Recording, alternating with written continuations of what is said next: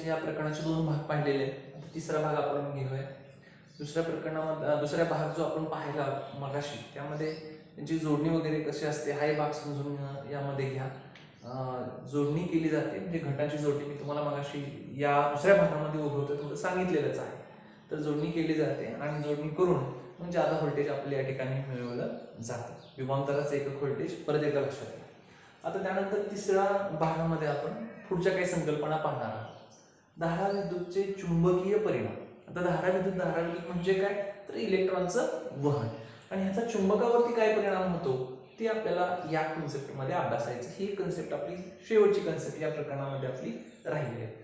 आता धारा विद्युतचे चुंबकीय परिणाम म्हणजे काय, तर अगोदर तुम्हाला चुंबकाचे गुणधर्म थोडेसे माहीत असतीलच. म्हणजे चुंबक दक्षिण उत्तर का उत्तर दक्षिण कसंही म्हणा, तो स्थिर राहतो, आणि याचबरोबर आकर्षण घेण्याची क्षमता, ज्या चुंबकीय आपण म्हणतो पदार्थ आहे त्यांना आकर्षण घेण्याची क्षमता असते. याशिवाय आपल्याला सातवीला एक प्रकरणच आपलं या संदर्भाने आहे, 8वीलाही आहे. चुंबकाचे अजून ह्यापेक्षा वेगळे गुणधर्म आहेत, पण बेसिकली तुम्हाला माहित असलेले हे 2-3 महत्त्वाचे गुणधर्म की चुंबक दक्षिण उत्तर स्थिर राहतो, दुसरा चुंबकीय वस्तूंना तो आकर्षून घेतो. अगदी तुम्ही लहानपणी किंवा अजूनही लहानच आहात तसं म्हणायला गेलं तर बऱ्याचदा चुंबकाच्या साहाय्याने खेळ तुम्ही खेळलेले आहेत.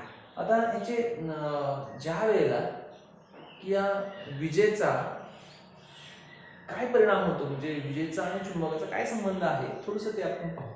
आता ऍक्च्युली तिथं आपल्याला रेग्युलर चुंबक आहे ते वापरण्याची काही इथं गरज नाही.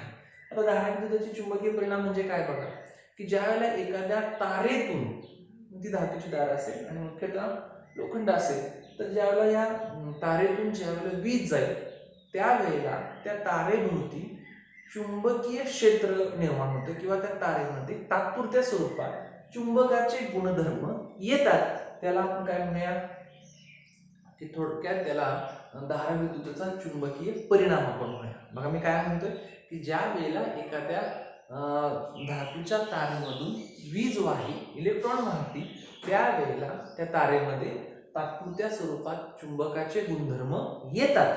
जसं चुंबकाचे गुणधर्म काय आहे मी तुम्हाला म्हणलं, दक्षिण उत्तर स्थिर राहणं किंवा चुंबकीय वस्तूंना आकर्षण घेणं. हे ज्यावेळेला एखाद्या तारेतून ज्या वेळेला हे इलेक्ट्रॉन वाहतात, वीज वाहते, त्याला तिथं सुद्धा चुंबकाचे गुणधर्म येतात, म्हणून त्याला म्हणलेलं आहे की तात्पुरत्या स्वरूपातलं हीच कन्सेप्ट आपल्याला बेसिकली अभ्यासायची. आता ह्यासाठी आपण 1-2-3 उदाहरणं पाहणार आहोत. जसं की बघा, होका यंत्राचं उदाहरण तुम्हाला माहिती आहे. होका यंत्र घड्याळामध्ये आहे, बऱ्याच जणांच्या कंपासमध्ये सुद्धा ते होका यंत्र पाहायला मिळतं. तर जे होका यंत्र आहे ते होका यंत्र तुम्ही पाहिलं असेल, आणि होका यंत्रामध्ये मुख्यतः ते दक्षिण उत्तर स्थिर राहतं. पण जर समजा यामध्ये एक आकृती मी तुम्हाला दाखवलेली आहे इथं, आणि आकृतीमध्ये तुम्ही पाहाल की जर होका यंत्राला आपण काय केलं, की अशी एक तांब्याची तार घेतली आणि तांब्याची तार काय केली, गुंडाळली. तांब्याची तार गुंडाळली आणि त्यामधून जर एक विद्युत प्रवाह सोडला, तर ती जी होका यंत्राचा जो आपण काटा आहे किंवा जे होका यंत्र आहे ते डिस्टर्ब झालेलं आपल्याला पाहायला मिळतं. म्हणजे जर ते हलवलं तर डिस्टर्ब होणं वेगळं आहे, पण जर त्यातून वीज गेली, तांब्याची तार आपण म्हणूया, त्यातून जर वीज गेली, त्यातून जर इलेक्ट्रॉन गेले, तर होका यंत्रामध्ये काय होतं, डिस्टर्बन्स पाहायला मिळतो. तो काय होतो, आपली दिशा काय करतो, बदलतो. याचा अर्थ होका यंत्रावरती परिणाम झाला. काय म्हणतो बघा मी, या ठिकाणी आपण काय केलेलं आहे, होका यंत्र घेतले आणि त्याला तांब्याची तार काय केली, गुंडाळली, आणि त्यातून 1.5 व्होल्टचा आपला जो सेल आहे तो सेल तिथे लावला. म्हणजे वीज त्या तांब्याच्या तारेमधून, इलेक्ट्रॉन त्या तांब्याच्या तारेमधून गेले, आणि ते गेल्यामुळं होका यंत्रामध्ये काय होते, हालचाल दिसून येते. म्हणजेच होका यंत्र डिस्टर्ब त्या ठिकाणी होतं, ती दिशा ही होतं, कारण तिथं तात्पुरत्या स्वरूपातलं चुंबक तयार होतं. आपली पृथ्वी एक चुंबक आहे, बरोबर ना. उत्तर असताना वरती असणारा उत्तर ध्रुव आणि खाली असताना दक्षिण ध्रुव, बरोबर. तर हे सुद्धा संपूर्ण चुंबक आहे. पृथ्वी चुंबक असल्यामुळेच जे इतर चुंबक आहेत ते दक्षिण उत्तर स्थिर राहताना आपल्याला किंवा उत्तर दक्षिण म्हणा स्थिर राहताना आपल्याला पाहायला मिळतात. तर एक पहिला आपण बघितलं की होका यंत्र जर असेल तर होका यंत्र डिस्टर्ब होताना आपल्याला दिसतं, जर तांब्याची तार त्याला गुंडाळली आणि त्यातून जर वीज आपण सोडली तर. आता दुसरं आपण जे घेऊया, दुसरी आकृती या ठिकाणी आपण पाहूया, की यामध्ये आपण काय केलेलं आहे, एक धातूचा एक खिळा आपण घेतलेला आहे आणि त्या खिळ्याला एक तार गुंडाळलेली आहे. आकृती जर नीट बघितली तुमच्या लक्षात येईल, तार काय केली आपण त्याला गुंडाळलेली आहे. आणि जर हा 1.5 व्होल्टचा जो सेल आहे तो सेलमधून सेल आपण त्याला जर करंट सप्लाय केला तर टाचण्या तिथे चिकटलेल्या तुम्हाला दिसतात. आता टाचण्या कशाला चिकटतात मी तुम्हाला मागाशी म्हटलं चुंबकाला चिकटतात. या ठिकाणी चुंबक आहे का? नाही. मात्र आपण काय केलेलं आहे की त्याला सेल म्हणून तो सप्लाय दिलेला आहे आणि हा सप्लाय दिल्यानंतर या ठिकाणी काय आपल्याला दिसून येते असं की तिथं तात्पुरत्या स्वरूपातलं चुंबकत्व ते खिळ्यामध्ये काय झालेलं आहे तयार झालेलं आहे. तर बघा पहिलं की बेसिक कन्सेप्ट काय आहे आपली, तर ज्या वेळेला एखादी तार असेल तारेमधून जर वीज गेली तर त्या तारेभोवती तात्पुरत्या स्वरूपाचं चुंबकत्व तयार होतं. यालाच किंवा हीच कन्सेप्ट आपण म्हणूया विद्युत चुंबकत्व यालाच म्हणलं जातं किंवा हाच परिणाम आहे धाराविद्युतचा चुंबकीय क्षेत्र तिथं या ठिकाणी निर्माण झालेला आपल्याला पाहायला मिळतं. तर तिसरी कन्सेप्ट आपण घेऊया विद्युत घंटा. दोन कन्सेप्ट समजले का बघा. फोका यंत्र तात्पुरत्या स्वरूपातलं चुंबक तयार होतं आणि ते डिस्टर्ब होतं. दुसरं आपण बघितलं खेळ्यामधून जर आपण विजेचं वहन केलं इलेक्ट्रॉनचं वहन केलं तर तिथं त्याला टाचण्या चिकटतात. घरी सुद्धा तुम्ही ही कृती करून म्हणजे करू शकता आणि तिथं तात्पुरत्या स्वरूपातलं चुंबकत्व तयार होताना आपल्याला दिसतं. तर तिसरी संकल्पना आहे बेल किंवा घंटी. तुम्ही सर्वांनी घंटी पाहिलेली आहे, आपल्या घरामध्ये बसवली जाते किंवा म्हणून ऑफिसमध्ये असते. बऱ्याच कार्यालय ठिकाणी ही घंटी वापरली जाते. बटन टाकलं की तेवढ्यापुरती ती घंटी वाजत असते. कंटिन्यू ती चालत नाही कारण त्यामध्ये रचना तशी केली. कंटिन्यू जर वाजली ती तर ती जळून जाईल, ती खराब होईल म्हणून ती तात्पुरती लगेच ती होते. आता ह्याची रचना थोडंसं काळजीपूर्वक समजून घेणं गरजेचं आहे. आता या ठिकाणी जी आकृती मी तुम्हाला दाखवलेली आहे ती आकृती कशाची आहे तर आपल्या या बेलची आहे. विद्युत घंटेची ही आकृती तुम्हाला या ठिकाणी काय आहे मी दाखवलेली आहे. तर आता ह्याच्यामध्ये पहा की मुख्यतः काय आहे तर वरती तुम्हाला एक सगळ्यात वरती दिसतोय तो म्हणजे एक गोलाकार एक भाग आहे. त्याच्या शेजारी एक हॅमरचा एक भाग आहे म्हणजे हातोडा आपण त्याला पण म्हणतो. आणि त्याचबरोबर खाली जर तुम्ही पाहिलं तर एक स्क्रू तुम्हाला दिसतोय. त्याच्या शेजारी असणाऱ्या पट्ट्या दिसत आहेत. दोन अशा एक आडव्या पट्ट्या तुम्हाला या ठिकाणी दिसत आहेत की ते कुंतल असं त्यांना त्याच्यावरती तांब्याचे दार गुंडाळलेले आहे आणि त्याला कुंतल असं म्हटलं जातं. म्हणजे दोन अशा पट्ट्या दिसत आहेत. पट्ट्यांच्या वरती तांब्याच्या तारा गुंडाळलेल्या आहेत आणि सर्व बाजूने असा म्हणून आपण विद्युत प्रवाहाची जी दिशा आहे ती दिशा यामध्ये दाखवलेली आहे. जर तुम्ही तळामध्ये पाहिलं तर ती जोडणी दाखवलेली आहे म्हणजे तिथं ऍक्च्युली तिथं जोडणी आपली होणार आहे. आणि त्या कोपऱ्यामध्ये जर तुम्ही पाहिलं तर एक कळ म्हणजेच बटन आपण स्विच आपण म्हणतो ते त्या ठिकाणी दाखवलेलं आहे. आता जर तुम्ही नीट पाहिलं तर त्या बाजूला ऋण दिसतंय या बाजूला धन दिसतंय म्हणजे इलेक्ट्रॉनचं वहन या बाजूने होणार नाही तर ती त्या बाजूने होणार. म्हणजे इलेक्ट्रॉन ज्या बाजूला मायनस दाखवले तिकडून इलेक्ट्रॉन त्या बाजूने वाहत इलेक्ट्रॉन ते येणार आहे. तर त्या बाजूने इलेक्ट्रॉन वाहत ते कसे येणार बघा वरती येणार. आणि आपण गुणधर्म आताच पाहिला की जर धातूमधून जर वीज गेली तर तिथं चुंबकत्व निर्माण होतं. बघा वाक्यप्रक्रिया रिपीट करतो. धातूमधून वीज गेली की त्या ठिकाणी चुंबकत्व निर्माण होतं. यालाच विद्युत चुंबकत्व असं म्हणतात किंवा यालाच धाराविद्युतचा चुंबकीय परिणाम असं म्हणतात. तर ज्या वेळेला वीज यामधून जाईल त्यावेळेला वीज गेल्यानंतर काय होईल बघा की कुंतल माशी शब्द मी वापरला.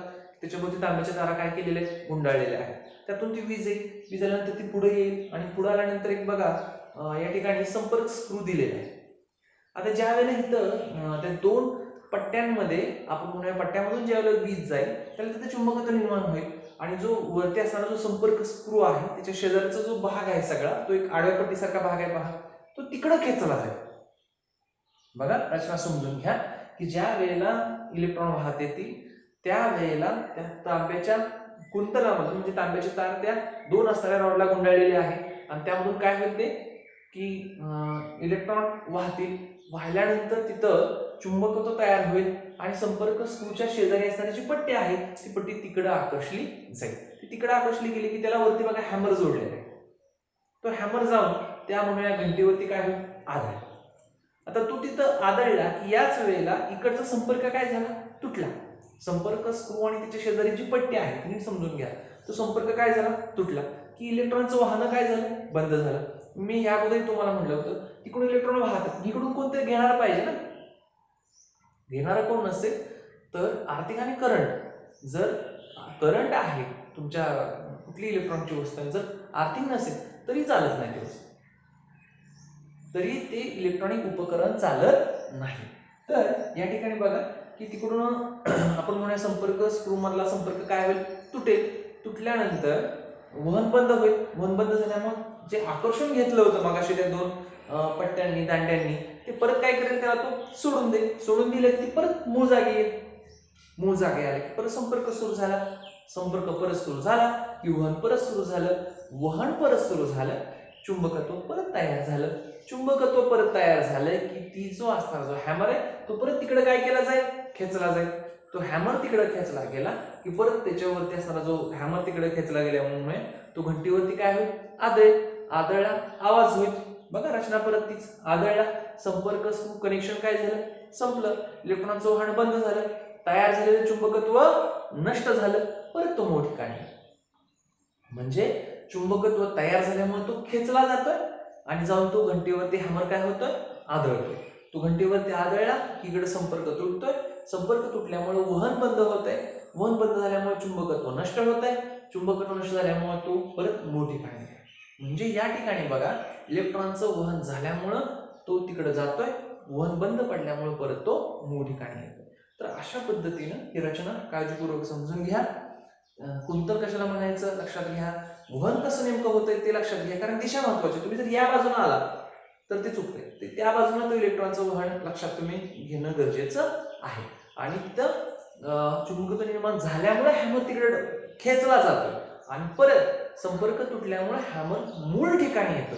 ही कन्सेप्ट काळजीपूर्वक लक्षात घ्या. तर विद्यार्थी मित्रांनो, आपण हा तिसरा भाग बघितला. यामध्ये आपण पाहिलं की धाराविद्युतचा चुंबकीय परिणाम काय आहे.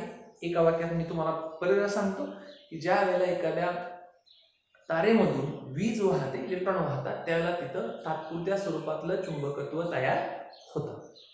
यालाच धाराविद्युतचा चुंबकीय परिणाम किंवा विद्युत चुंबकत्व असं म्हणतात. दोन उदाहरण आपण पाहिली, तीन ऍक्च्युअली पाहिली. पहिलं होका यंत्राचं. त्याला आपण जर तार गुंडाळले असेल आणि त्यातून जर आपण इलेक्ट्रॉनचं वहन केलं तर ते निश्चितभोवती दक्षिण उत्तर स्थिर राहण्याऐवजी हालचाल करतात. दुसरं आपण एक खेळा घेतला. खेळाला तार घट्टपणे आवळली, त्यातून जर इलेक्ट्रॉन सप्लाय दिला, तो 1.5 व्होल्टचा बॅटरीचा द्यायचा. तुम्ही घरामध्ये जाऊन काहीतरी पदार्थ करता, तर असं काही करू नका. तिथे आपल्याला पाहायला मिळेल. तिसरं जे आपण पाहिलं, तिसऱ्या ह्याच्यामध्ये आपण पाहिलं की विद्युत घंटी, तिची रचना काळजीपूर्वक अभ्यासून घ्या. ठीक आहे विद्यार्थी मित्रांनो, धड्याखालचा जो स्वाध्याय आहे तो स्वाध्याय काळजीपूर्वक सोडवा. धन्यवाद.